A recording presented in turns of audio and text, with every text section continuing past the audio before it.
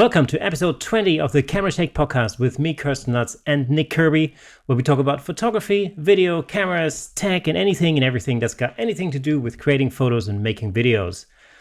And if you're listening to the audio version and our silky smooth voices aren't enough for your eardrums, you can head over to YouTube and watch us there in glorious Technicolor.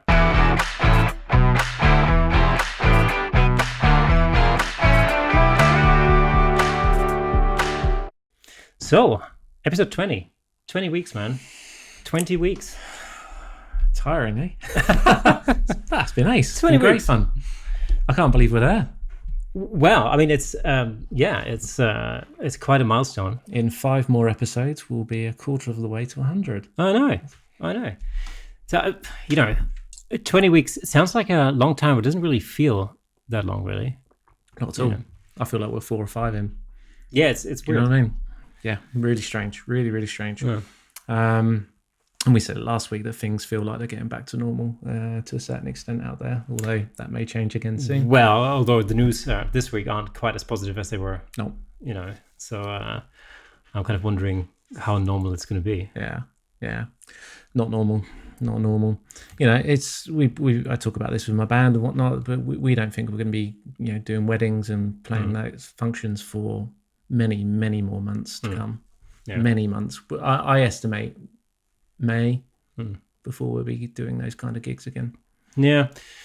I mean, it's a really tricky one. I don't know. I mean, I'm not really sure what I'm to make of the whole thing. And now that schools are back and everything, it's like it feels like it's moving in the wrong direction.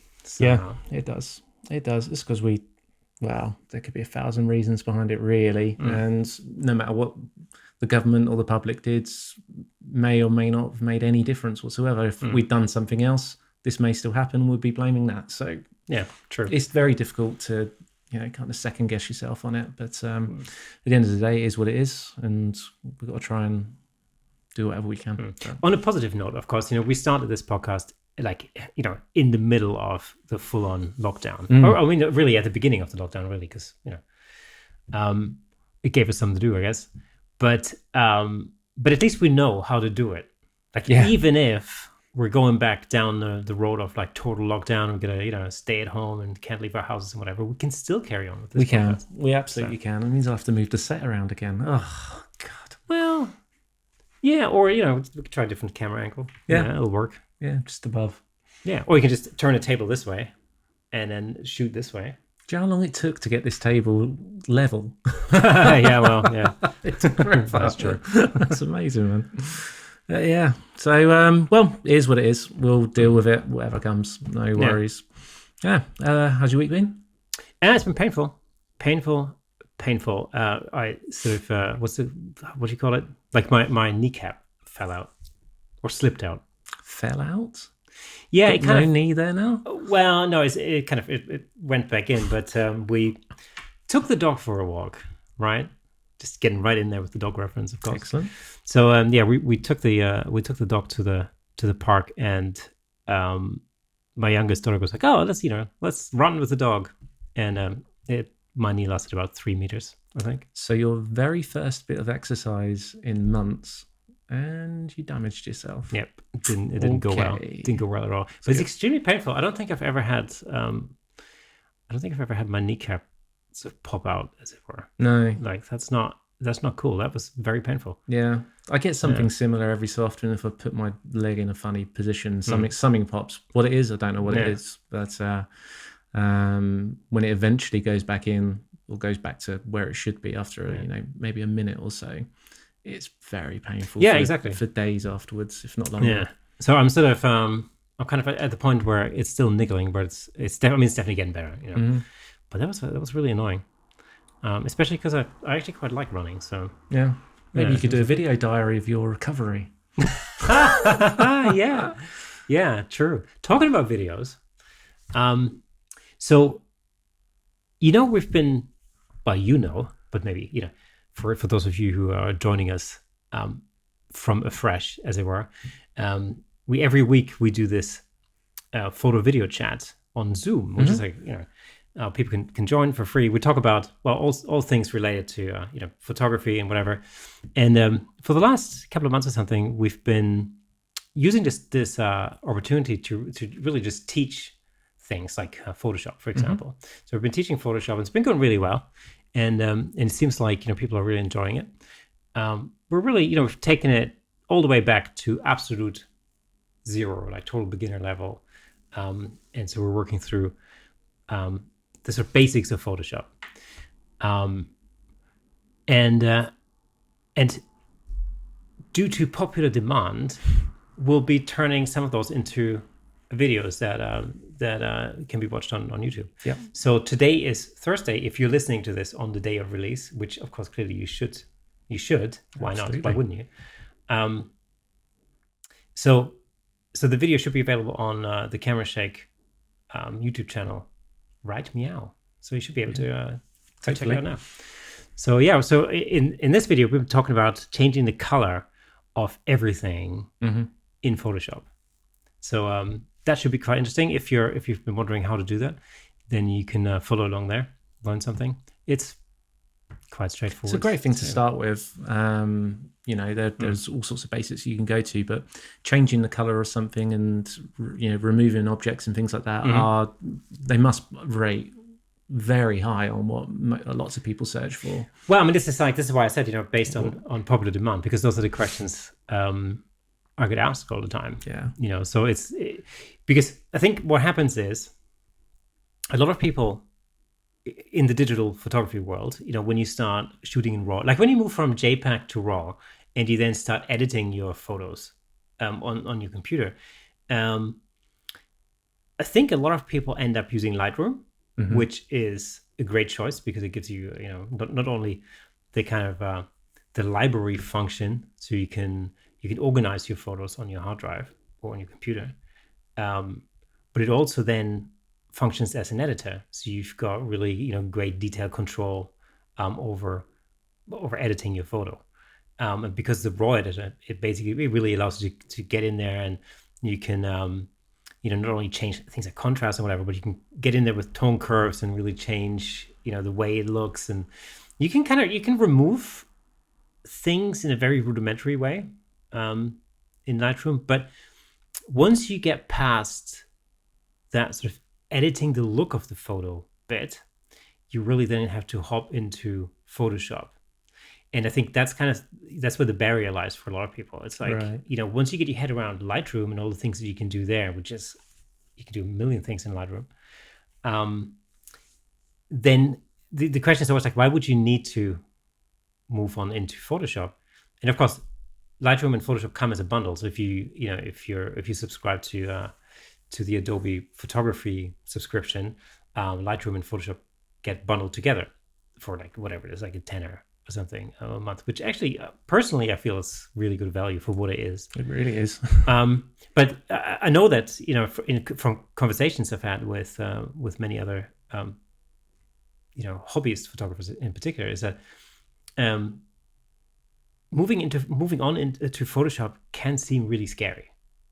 Like it seems so much more complicated, and the question is also like, why would you need to do that? Because you can edit your image in Lightroom, for the most part, and you can get some really awesome results. So why would you need to even move on to Photoshop?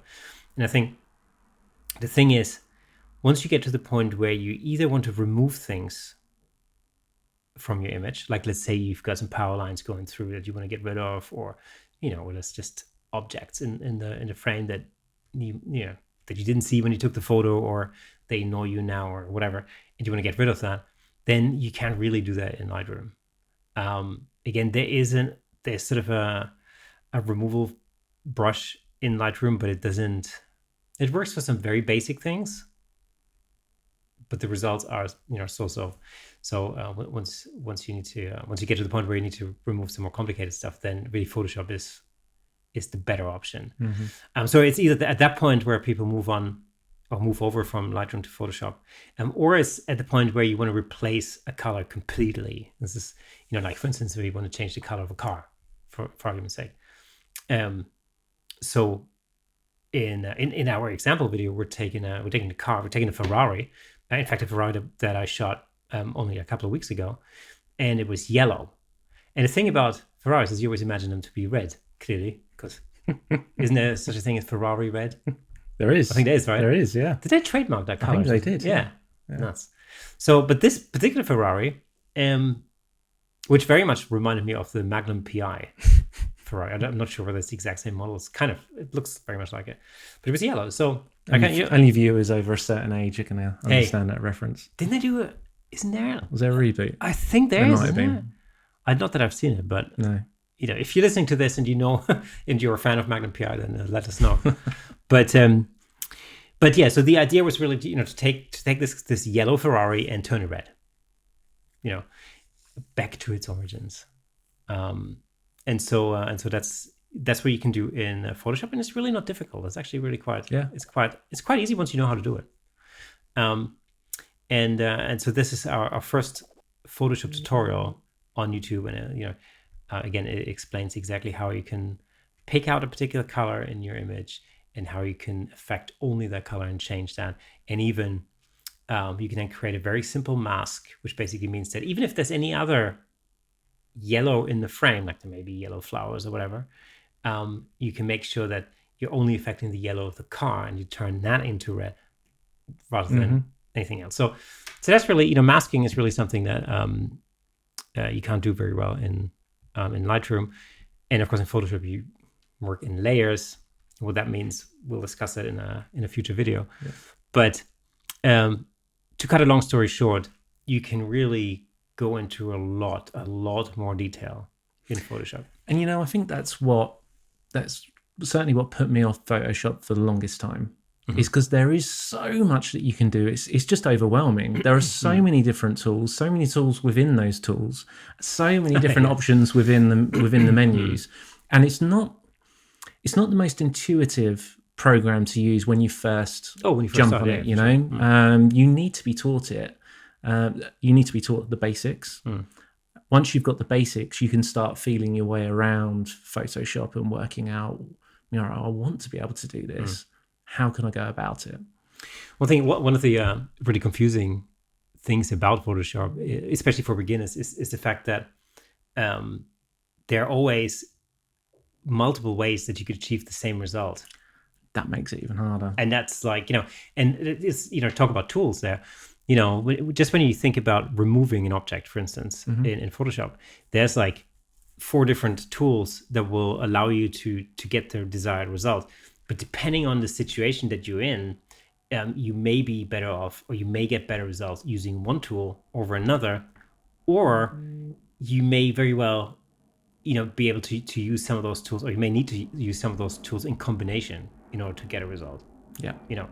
In order to make it look photorealistic, and in order to really make it look tidy and everything. So, and that's really that's sort of part of our Photoshop series, is to really teach the kind of the intricacies of these tools, for example, and how you would go about creating a workflow in order to remove something or change color or something, or and so on and so forth. So that's really the idea. So we're starting today.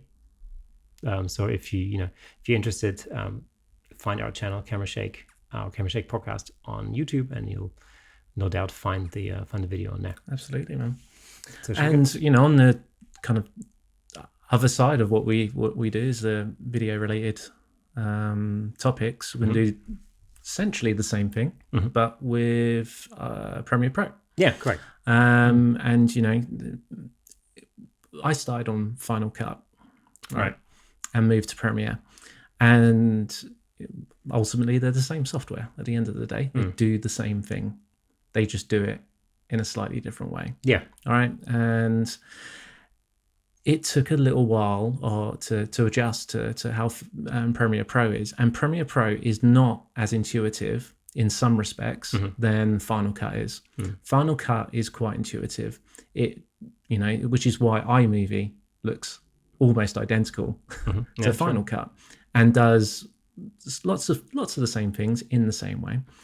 But Premiere doesn't do it. They do it in a slightly different way often, and some ways are better. And it took a while to get my head around it and go, well, where's that? I want to be able to do that, but that's not where I would think it would be. So obviously, when I first moved to Premiere, I started looking up, well, how do I do this? How do I do that? And, watching some videos and all those kind of things. But there wasn't really any series or specific videos that really went down to the basics of I want to be able to do this, this, this, and this. And knowing that they're the few things that will see me through most of my edits. 75% of my edit will be done with these 5 things. Couldn't find it. Yeah. Couldn't find it. And those that I did find overcomplicated it and then just say, look, I just want to be able to do this. Tell me the steps to be able to do it and a quick explanation as to why I need to do it in that way. So that's what we'll try and do with the Premiere Pro side of things. And we'll try and sync those up with Final Cut too. The 2 main video editors out there. There are others. But I'm certainly not particularly familiar with them. I don't think you are either. Well, I've used Sony Vegas for a little while, but yes, of course. but the thing is, I started with Premiere Pro back in I can't remember what it was. I think it may have been even before it was CS. Oh, wow. Yeah, I mean that goes back like a long time. It may have been that's like 20 years ago. Before it was CS1 or something. Mm-hmm. And then I used it up to about CS5, I think. And then I tried out Sony Vegas for a little while. And then I moved on to Mac. That was like that was the pre-Mac, the old PC days. Yeah. Then I moved onto Mac. And then I kind of thought, well, you know what? I'm just going to give Final Cut a shot. And I really liked it. Mm-hmm. And it's because, I mean, as you say, it's very intuitive, and because my video editing really doesn't extend. I mean, it's not. I don't do particularly intricate edits, So, I mean, I remember I didn't do any video editing for a good, I don't know, couple of years maybe. Because that was just what the situation was. Yeah. And then I got back into editing videos when I was doing Instagram stories. When I just got into Instagram, and I made these stories every week, and I figured that it would be cool to make Instagram stories, but to actually shoot them on a DSLR, and to edit them properly and to give them more like production value, and to really kind of put some focus onto the editing, make them fun, rather than just holding your phone up and filming some stuff. Anyway, absolutely. And so, and I kind of thought, well, if I make a story like that, I totally overproduce a story basically every week, then that would be a fun thing to do, and it would just keep me creative. And it was at a time where there wasn't really much else going on. So, and I figured, because I wanted it to be quick and I wanted the editing process to be quick and simple and intuitive. And Final Cut really did a perfect job, and I also got to know it really well because of that, because I was editing on it every week, and it's like anything, as you keep using a tool, you get really quite familiar with it. Yeah, and at the same time, Premiere Pro or Adobe, the Creative Suite has moved on since then. So if I look at the latest version of Premiere Pro now, although there's still sort of there's a sense of familiarity to it, it obviously has grown quite considerably since I used it last. Yeah. So I would have to really kind of get back into it and learn, everything that's new about it. And so, and there's no point in doing that unless there's a fundamental reason to switch. Yeah. Then what's the point? They all do the same thing. They do it in just different ways. Yeah, and I mean, we've discussed this, in the past. I mean, for me, the only reason that would make me switch to Premiere Pro now would be one of compatibility. Right. That would be the only reason. There's virtually no other reason why I would need to switch. So if there was a project that we'd be working on together, for instance, and there'd be a need for us to edit the same file, which is possible in Premiere Pro, which is great actually, because you can do team edits. So you can do the same thing with Final Cut, by the way. But just saying that, just put it out there, right? I've no idea whether it's possible with Sony Vegas, but hey. Anyway, but if there was a project that we'd be working on, and there would be a need for us to do that, then yeah, no problem, absolutely no brainer, right?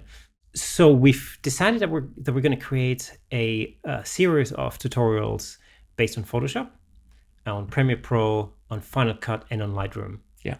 And we're going to be working on those over the next weeks and months, and we're going to be obviously putting them live on YouTube on the channel. And if you want to follow along with us, then you're more than welcome. Yeah. So yeah, and possibly even After Effects.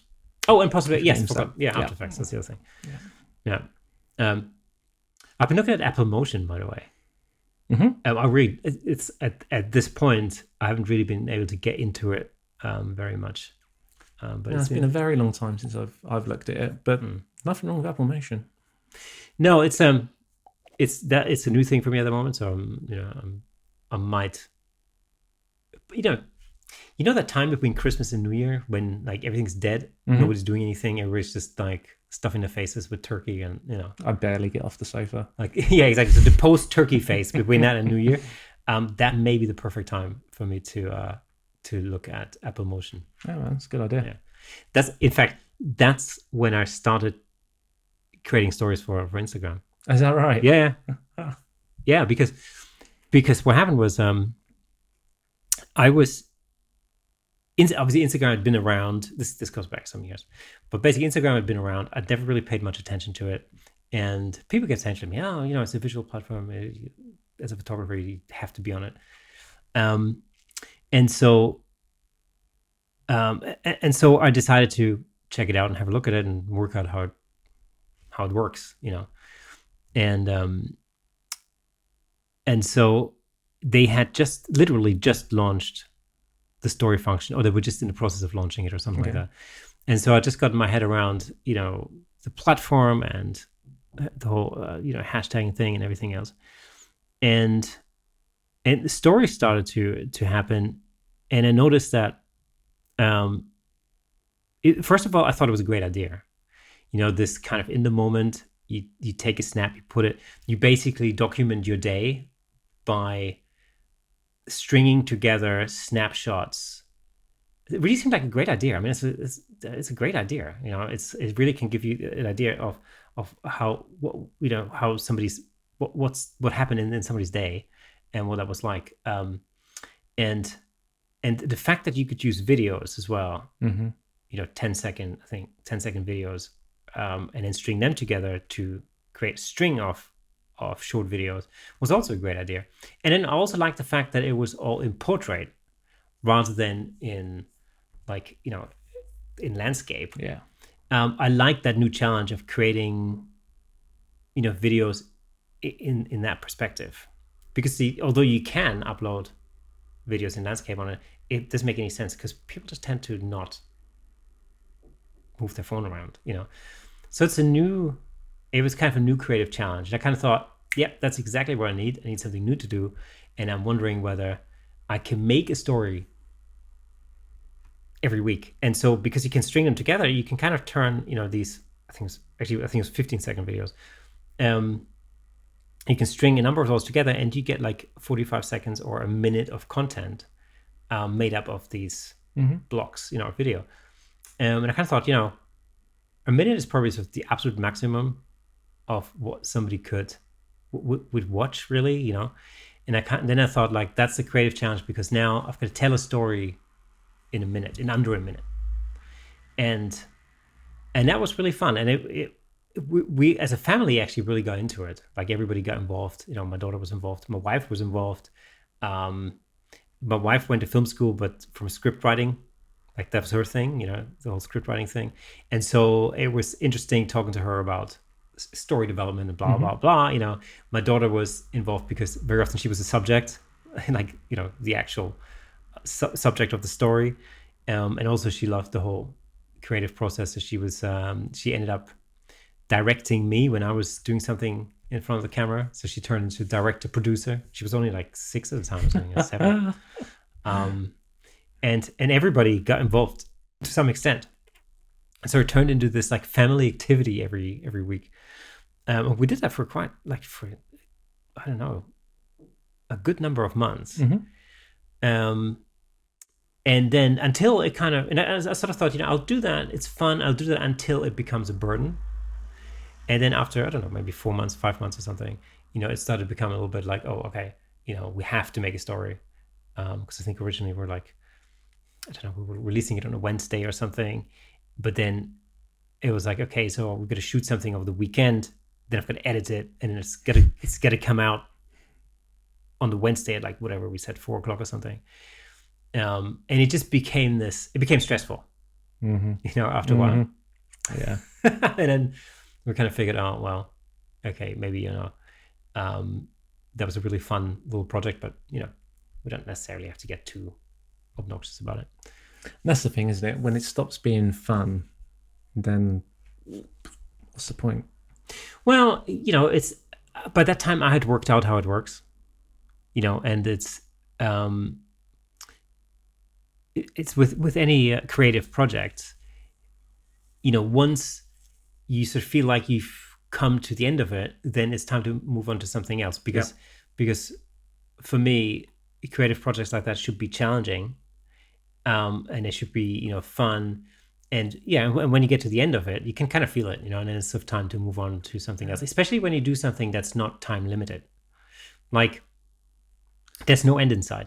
Like, for instance, when you do like a three, like what is it called? Three, how many days are there in the year? 365. 365, yeah, just, of course. 365. So when you do 365, it basically means you take a photo every day. Mm-hmm. It doesn't end inside. You want to do it for a year, and and that can be tricky sometimes because maybe you can't think of anything to photograph on that day, but then you just take a photograph of your toe or something and make that the photo of the day. But there's an end inside. When you do something that has no limitation, something that's kind of infinite, then you just have to trust your feelings, and you just go, well, okay. And this is why I'm such a fan of deadlines. Yeah, I know you. For me, it's a big deal, because if I don't have a deadline for myself, it doesn't matter what the task is or the project, or it really doesn't matter. If I don't have a deadline, I'm not going to do it. Right. In a timely fashion anyway. Yeah.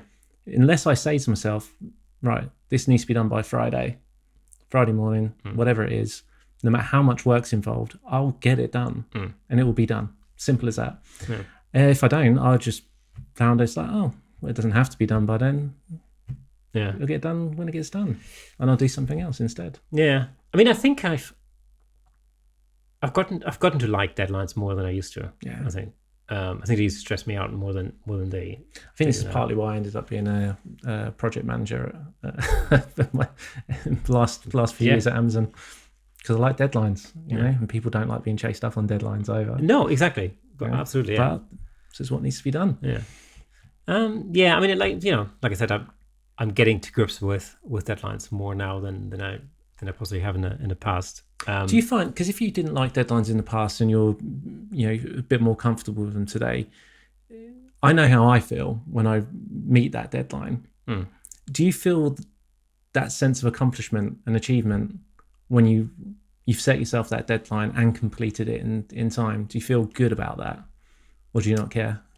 No, I don't think it's got that kind of effect of reward. Okay. For me, I think it's more. So I do get the reward bit, but I think since I started bullet journaling,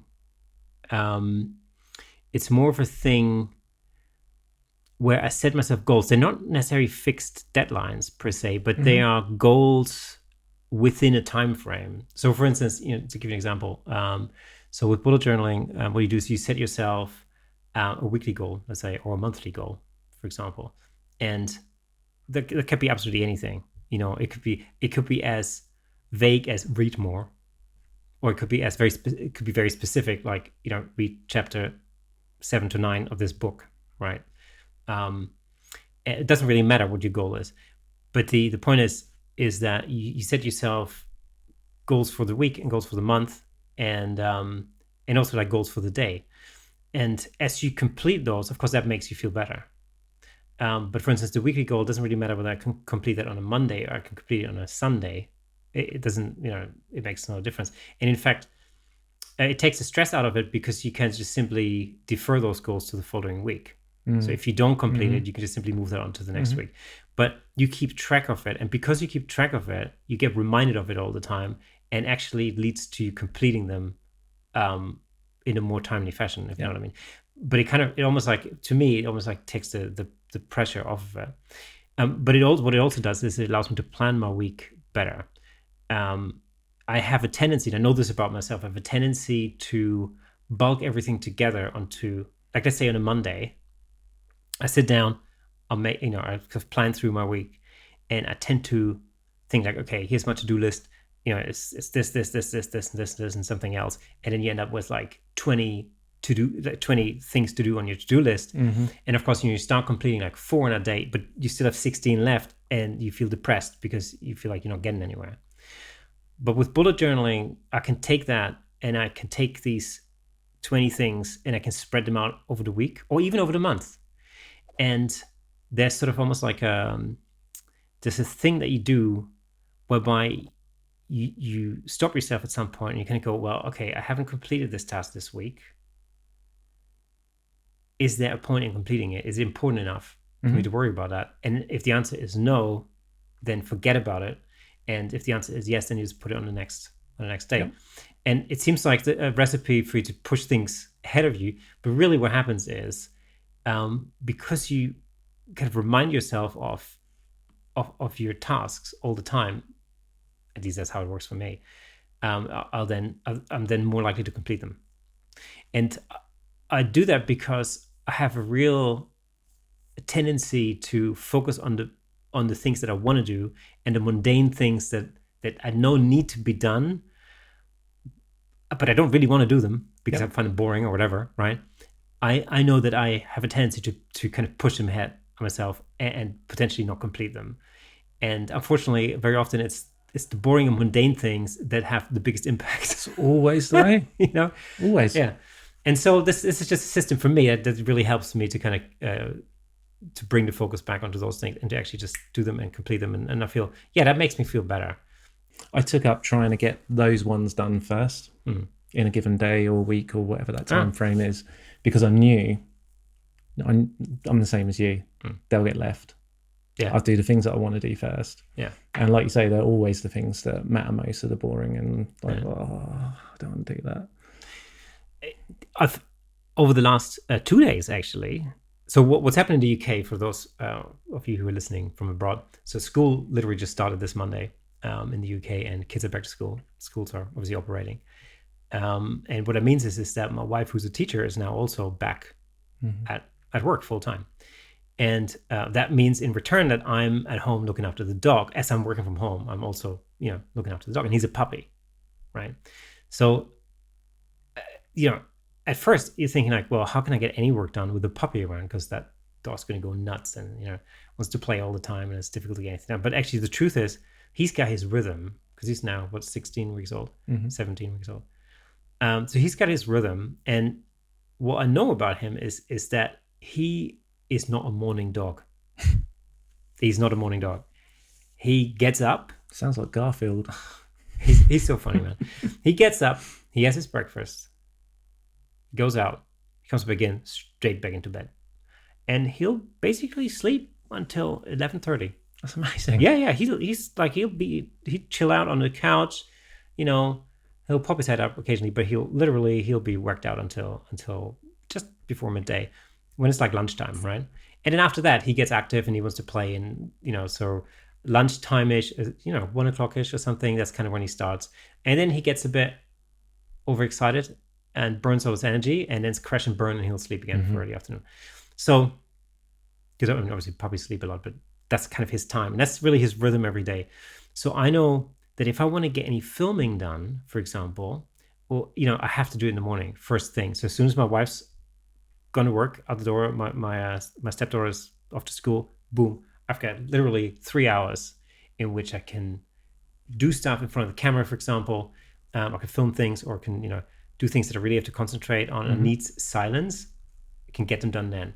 If I haven't got that done by 11:30, no chance for the rest of the day. Right. Because you've got a dog throwing around toys, launching himself off the couch, and although it doesn't mean that I can't get any work done after that, it just means that I can't really film anything. I can't have microphones on because he'll be barking at the cat, and then he'll be sitting on the windowsill, and I don't know, he's chasing snails in the garden or whatever he's doing, right?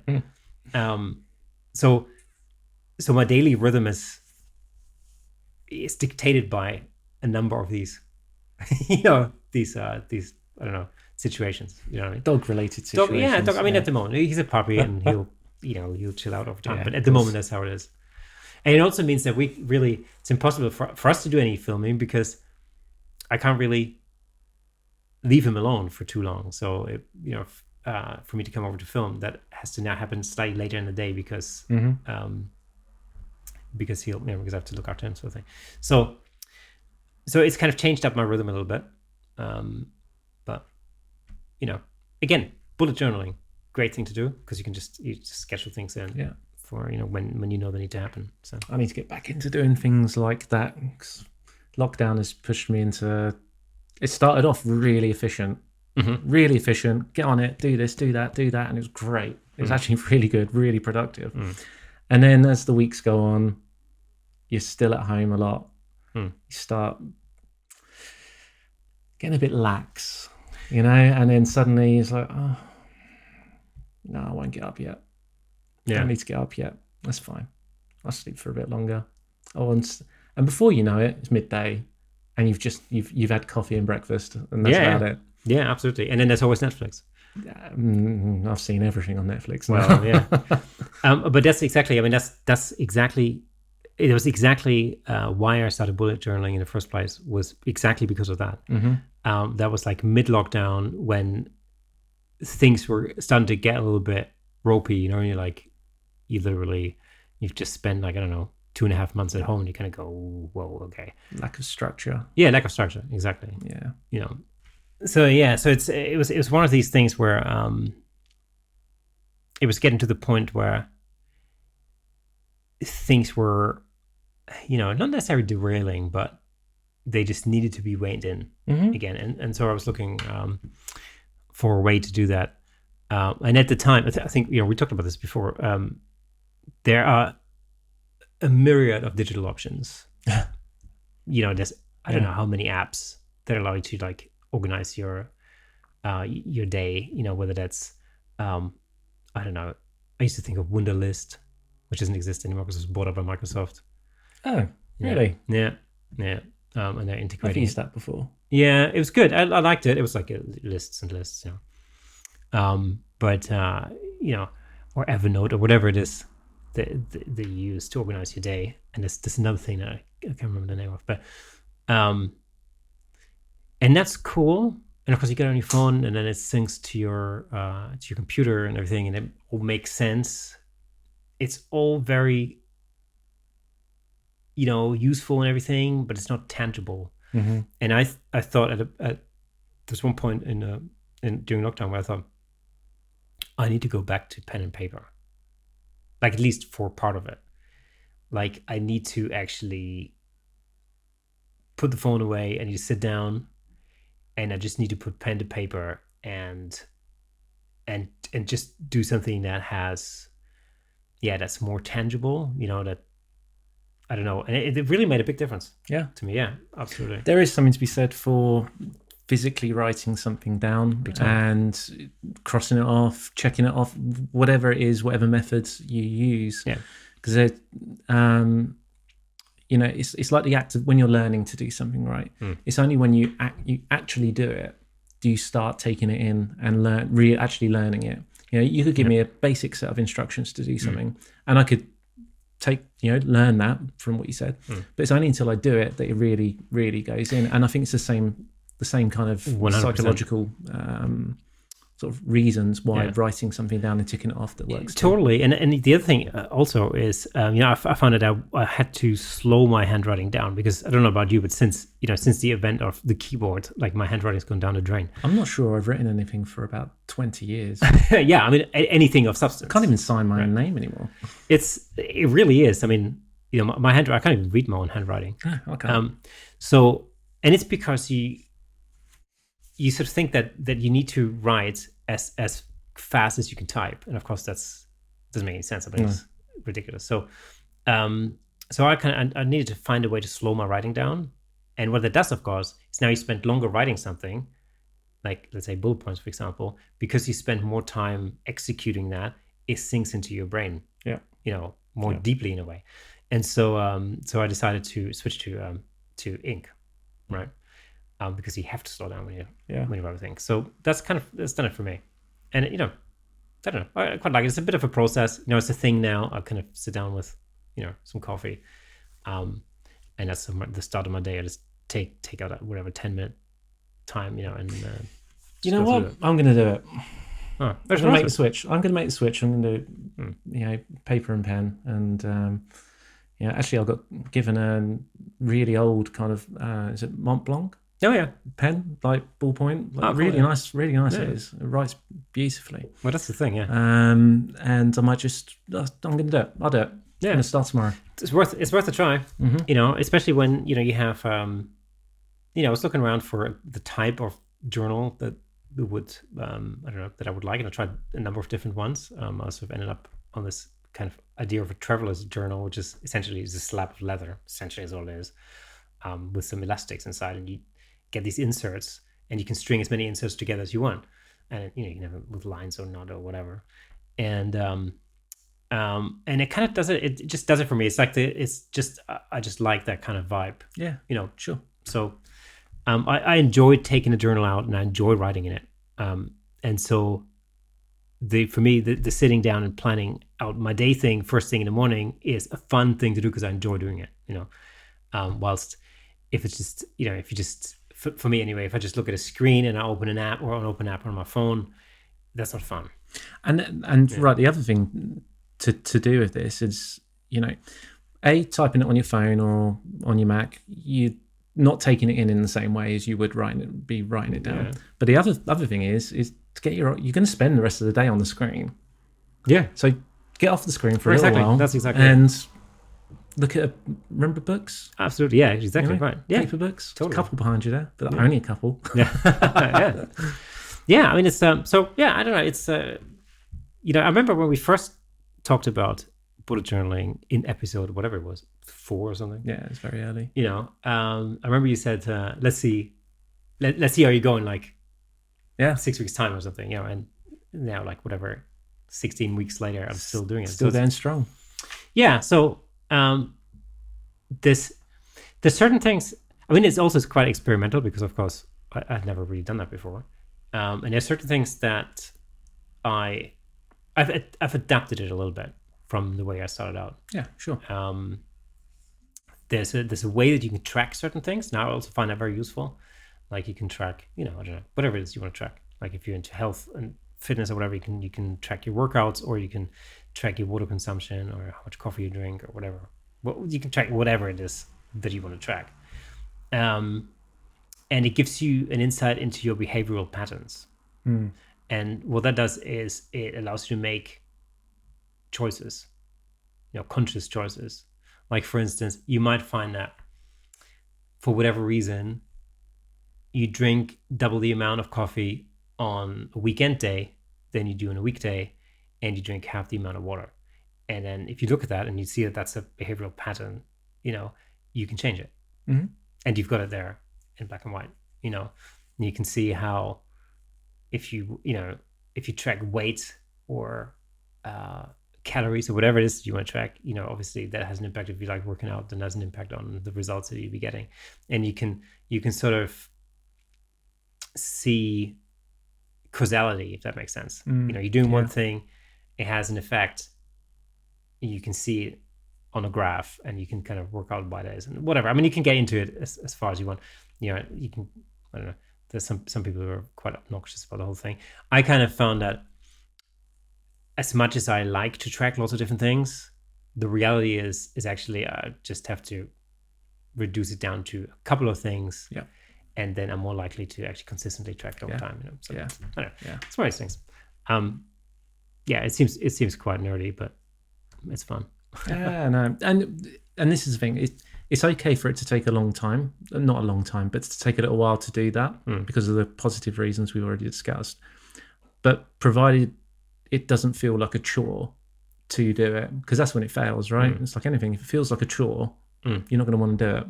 So that's what I'll have to watch for myself, that I don't overcomplicate it. Otherwise it'll feel like, all right, I've got to update this again.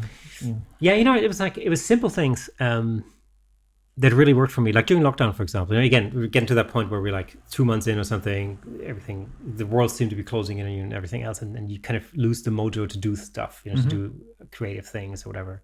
And, and you find that you haven't taken the camera out of the bag for like 6 weeks or whatever. So one of my weekly tasks, very simple thing. Every week I had one simple task, which was make a photo. Any photo, doesn't really matter, whatever it was, just make a photo. And, maybe then by the time you get to Wednesday and you still haven't done anything, you look at it and you kind of go, oh yeah, hang on, that's it. That was one of my tasks, I have to make a photo. So you bring it back into the forefront of your mind. Right. Whilst otherwise it would have been really quite easy to just go through the whole week. Yeah. Getting, into yet another binge watch of whatever Netflix show. Yeah. Which has got its place as well during the week. It's not a bad thing. I've got to stop working in the living room. That's what I've got to do. Well, The Umbrella Academy season 2, binge watch that. It's good, right? Weekend. Wicked. Yeah. Oh my God. The sequences, the cinematography. It's really good. The art direction, the soundtrack. Love those sequences. Yeah, it's good. Love the sequences. There's so much vignetting going on in that. So much vignetting going on in that.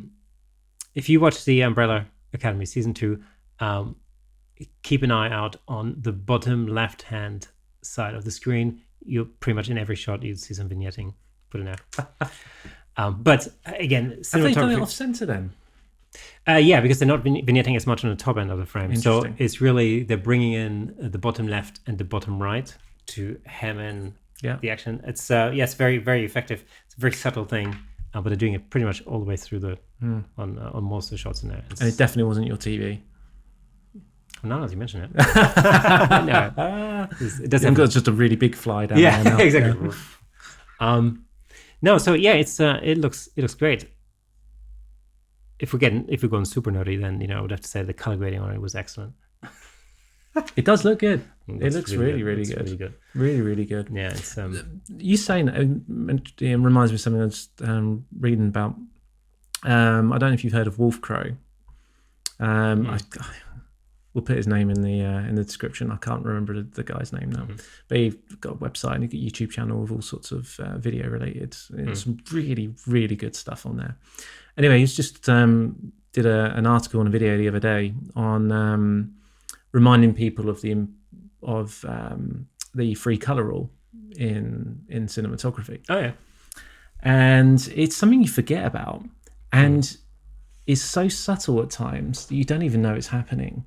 And the general idea is to only have three colors in any shot. And that doesn't mean you can't have there's probably actually going to be about 50 colors in there, but the general color should be only 3, and there'll be a primary color which will take up about 50-60% of the frame, like the sky, for example, or something. Well, no, the primary color should be something that is where you want your eye to be drawn to. Oh, right, okay. So it's your primary focus in the frame. So it might be, let's say it's a shot of you in the street, and you're wearing. Actually, this was an example. Was it the Joker or was it her? I can't remember. Both Joaquin Phoenix. Yeah. It doesn't really matter. Right. But he gives some examples, and one of them is, I'm pretty sure it's in the film Her, and he's walking down the street and he's wearing a red jacket. Oh, okay. Nothing else in that frame is red, really, at all. So your eye is immediately drawn to the red. And the secondary color and the tertiary color in there is a brown and a blue. But the way they've done it, and this was done in color grading in post rather than costume or general how they shot it, is everything on the left hand side of the screen has got a brown kind of color to it, but everything to the right is kind of blue. Okay. It's still the same street behind him, but they've color graded it in such a way that it changes across the frame. Right. It's really interesting to see, and it's not something you pick up on if you were to just watch the film. You might, but the general watchers wouldn't. Yeah. But that's what it is, and they're kind of complementary colors as well. And but your eye is drawn to the red, and this happens constantly. It doesn't mean that you can't just have other colors. So the third color is usually just an accent color. There's usually very little of it in there. Okay. So you have your primary, a secondary, not necessarily complementary, but often complementary color, and a third tertiary accent color. When you remind yourself about this kind of color theory, you've probably read about and learned in the past, but you just forget about it all the time. But now I've kind of reminded you. I guarantee you're going to start watching some films and go, oh yeah, you're going to rewatch The Joker now, and you're going to see it constantly. Well, it's funny you mention that, because I was playing around with some setups for the tutorial video, and there are a lot of blues in there, and a lot of kind of, orangey browns in there, mainly because of the way the background is in my face and everything else. But I'm missing a spot of green, weirdly. So I'm missing a plant. There's a particular spot on my desk where I know there needs to be a plant. That's going to be your tertiary accent color. Well, that's exactly right. Yeah. So so my plan is to find like a florist or something tomorrow and find a plant. That's the plan. The plant's plan. The plant's plan. Yeah. So yeah, cool. Well, it's time to look at some of the things that have been going on in the world of photography this week. Do you have anything from Canon? Oh yeah. Well, anything R5 or R6 related? Funny you should mention that. In case you're wondering why things have moved or this plant is now muddy, we had a little accident. It looked a little bit like this. Ooh. Wow. What happened there? Okay, so here's something I've come across this week. It just continues on the saga of the Canon R5, by the way. So it's, there can't be an episode of the Camera Shake podcast where we don't mention the Canon R5. I intend to be talking about the R5 in episode 100. I was going to talk about Nikon, and I did a lot of research this week, and literally there were no news. Thank you, Nikon. You're a treasure. Like zero, nothing. So not very exciting. Anyway, so Canon seemed to already be working on the next generation, or was currently being termed the R5S, which,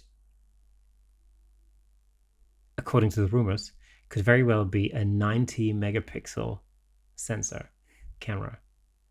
And apparently there's a select few photographers who are already in possession of said camera and already road testing it. And why 90? Why so high? It's basically it's double the resolution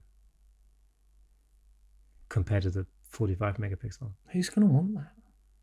What benefit is that going to bring people? Well, higher resolution again. If you're shooting, if you're doing a lot of studio photography or something, it can be or product photography can be really it can be useful. I mean, it's not going to be a sports camera, let's put it this way. So I'm wondering. I mean, it seems to me like we're embarking onto the next episode of the megapixel war. But I mean, it could have its applications. I'm just thinking, it's like anything. It's like, the question is, who's going to buy it? Who's it for? And what else is it going to be able to do? I mean, if you think about the R5's video features, I can't really see how they could possibly top that, other than having it not overheat. But I mean, 90 megapixels certainly. I mean, it's kind of interesting in a way. I don't know. It'd be interesting to. It's huge. It's absolutely mammoth. Of course, the file size is going to be bigger, of course, and therefore, which for a photo is that's nothing anymore, really. I don't ever see that as an issue now. File size. Yeah, not so much. I mean, the only issue is when it comes to importing and exporting files, it takes longer, and true. And of course, your computer has to handle more data so that could potentially slow you down if if your system isn't up to date. So maybe, for people who work on older computers, it might become an issue at that point, but that might be where the bottleneck is then. True, but then I think if you can spend that kind of money on a camera body with a sensor that massive, I'd like to think that you're probably relatively up to date on your machine as well. Well, I mean, I tell you what, it could be interesting for it could be interesting or will be interesting for applications where you crop in a lot. Yeah. Like as an event photographer, for example, or if you're a wedding shooter, I'm guessing this could actually make sense because you can now take a shot and you now have more flexibility or higher resolution when you start cropping in. So that's kind of where these high resolution things come in handy. Same thing, when you're working in the studio, you've got that extra resolution that's, it can really be nice. You can see the details. Yeah. Similar principle to shooting in 4K and exporting at 1080, right? Yeah, exactly. But you can crop in 50% if you want. Yeah, exactly. Right? Yeah, and so it's nice. I think as an event photographer, for instance, when you're shooting an event, like let's say it's a social event or something, and you can really hone in on a particular part of the frame where something interesting is happening, and you can get rid of all the stuff that's that doesn't really mean anything, and for you to be able to do that and retain a higher resolution image, that can absolutely be useful. Yeah. So I can see it work for that. Typically higher resolution means it typically means that the low light performance isn't quite up to scratch. May or may not be, who knows. But that's anyway. So that's just a snippet of news. It's going to be interesting if people are already testing it. Yeah. Or some people might have their hands on it anyway. I'll be intrigued to see what happens with it. Absolutely. The other bit, I'm just going to follow that up really quickly, is there's also been some news that Sony have confirmed a new alpha concept. And they're going to be launching that from mid-September, so in the very near future. And apparently it's supposed to be, it's a new concept is what they call it, right? If you go into the Sony website, you can actually see a countdown to the actual launch. But what it's meant to, what it's meant to be is it's meant to be like a bottom end kind of A series camera that kind of takes. It's a compact full frame mirrorless. What I call it. Yeah. I think it's sort of in the.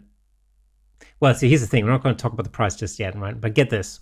So it's supposed to be sort of a 24 megapixel sensor, which could be the one from the Sony A7 III, for example. So to take that sensor, then they're taking a fully articulated screen from the A7 III's or A7S III, and then they pair that up with the A7 S3's autofocus capabilities.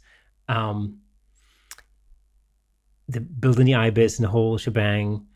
It's got 4K 30p video capacity. It's got a single SD card slot. I know we can argue about this. We can get back into this argument. Throw it away. Yeah, right. Now, if you think about it, like, who is that aimed at? Right, it's got an articulating screen. It's got one SD card slot. It's got the autofocus taken from the A7S III, and a 24 megapixel sensor.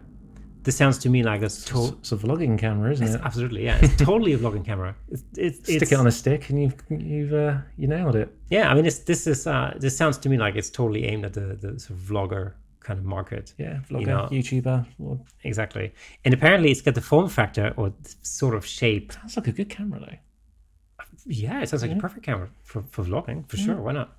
But it's supposed to be smaller. Apparently, it's sort of similar to the Sony A6600. So it's kind of that smaller form factor sort of thing. So again, for vlogging, it could be quite cool. Yeah. So yeah, I don't know if that's maybe it may be a response to people moving away, or vloggers, that kind of market segment, moving away from Sony to Canon currently, with the RP and all that sort of thing. So maybe that's an attempt to kind of draw them back, possible. But the price tag is still about $2,100 US dollars. So that's what is it, like £1,900, something like that? Yeah, little less maybe, but yeah, give or take. But it's still, that's not a cheap camera. So No, it's not. It's still kind of pricey, but it sounds like it's going to be a decent video camera. It kind of cuts out all the fat. Like, it cuts out the 8K-ness and all that kind of jazz.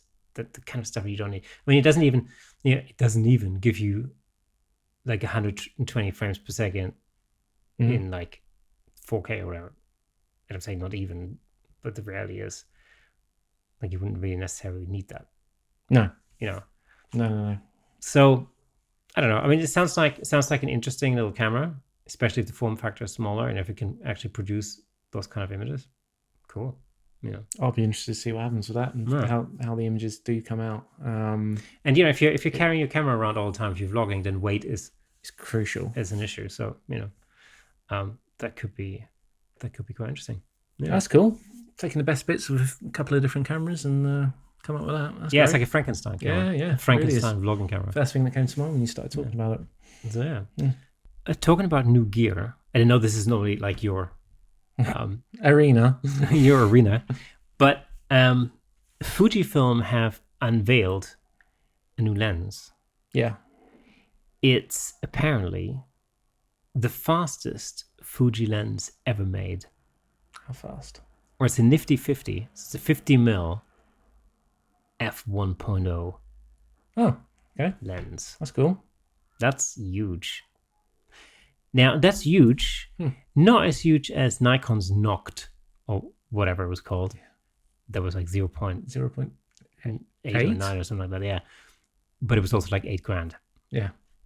So this one sets you back a swift 1,500 squiluchos, which is not, well, it's not bad. Still expensive. I mean, don't get me wrong. It's 1,500, it's 1,500 quid, but or dollars. So it's not a cheap lens, but it's a 1.0. It's quite something, really, isn't it? Yeah, and apparently, it's 1.0 without sacrificing autofocus or skimping on the weather sealing, is what they say.